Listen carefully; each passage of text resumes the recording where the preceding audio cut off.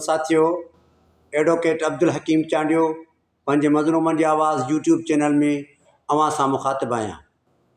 साथियों, agriculture extension जो director general Munir Ahmad जमानी, खुदाबख्श कलवड़, इस्लाम दीन राजपूत, उन्हनि सभिनी जो प्रोग्राम इहो आहे त जेकी बि बजट अचे उन बजट सां कीअं उन जी खुर्द करे पंहिंजे घरनि खे कीअं आबाद कजे ऐं पंहिंजे धरती जी सिंध जी जेका ज़रात आहे उनखे कीअं कापारी धकु हणिजे।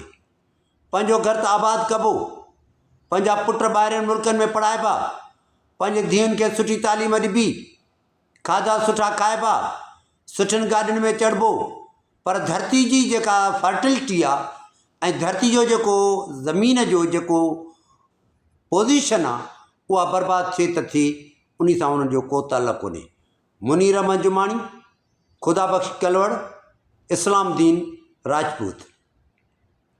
Wise chancellor veterinary university Sakrand Zahid Rajput, जेको इस्लाम दीन जो वेझो अज़ीज़ आहे ऐं अॻूणी चीफ सेक्रेटरी सां उन्हनि जा माइटी मिटी ऐं दोस्ती जा गहरा लाॻापा आहिनि। चीफ सेक्रेटरी जॾहिं त इस्लाम दीन जे मथां करप्शन जा चार्जिस, एंटी करप्शन में हलंदड़ केस, उते हू जवाबदार, उन जे बावजूदि टोटल जेकी बि रिटायरमेंट जा मराहत हुया उहे मराहत इस्लाम दीन राजपूत हासिलु करे वरिता। दावा कंदो आहे त हिकिड़ो पुटु हुनजो FIA में आहे, ॿियो पुटु हुनजो जज आहे। उन्हनि उहिदनि खे केश कराए माण्हुनि ताईं अहिड़े अंदाज़ में पेश करे उहो नाजाइज़ पंहिंजा मफ़ादात हासिलु कंदो रहंदो आहे। हींअर हू रिटायर आहे, सभई पंहिंजा मराहत वरितई, जवाबदार जे हुअण बावजूदि बि हींअर जेको जाइका जापान जो प्रोजेक्ट आहे सिंध जी ज़मीन खे संवारण जो, सिंध जे ज़रात खे वधीक फर्टाइल बनाइण जो ऐं सिंध जी उहे जेके इम्पॉर्टेंट इशूज़ आहिनि ज़मीन जा, उन ते जाइका जापान जो प्रोजेक्ट कमु थो करे पियो। उन जो डायरेक्टर बि वरी बि उन इस्लाम दीन राजपूत खे बनायो वियो, जेको वधीक करप्ट हुयो। माना हिन मुल्क में इहा सितम ज़रीफ़ी आहे, जेको वधीक मुजरिम हुजे, जेको वधीक ग़लीज़ कमनि में मुलविस हुजे, जेको वधीक धरती जे वसीलनि खे हड़प करे फबाए, उन माण्हू खे वधीक चांस ॾियो ऐं उनखे चांस ॾेई करे अञा जेके धरती जा वसीला आहिनि उन्हनि जी फुरलुट कीअं करायो।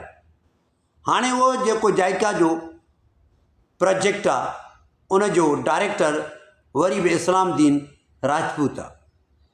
मुंहिंजी इहा मुनीर अहमद जुमानी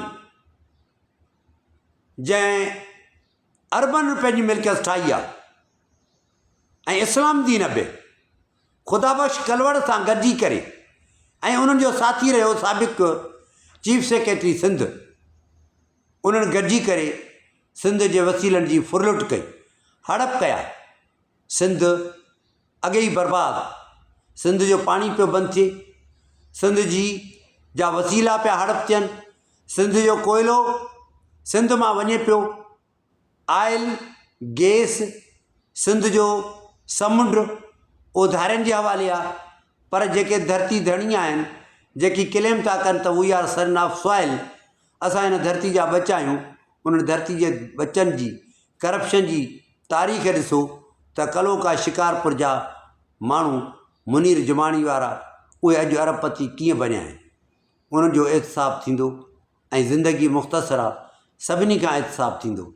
प्यारा साथियो, हीअ मां जेको यूट्यूब चैनल आहे, महिरबानी करे हिन खे सब्सक्राइब कजो, जेतिरा ॿुधी सघो उहे हिन खे शेयर कजो ऐं सॼो मुंहिंजो प्रोग्राम ॿुधिजो त तव्हांजी वॾी महिरबानी। अस्सलाम वालेकुम।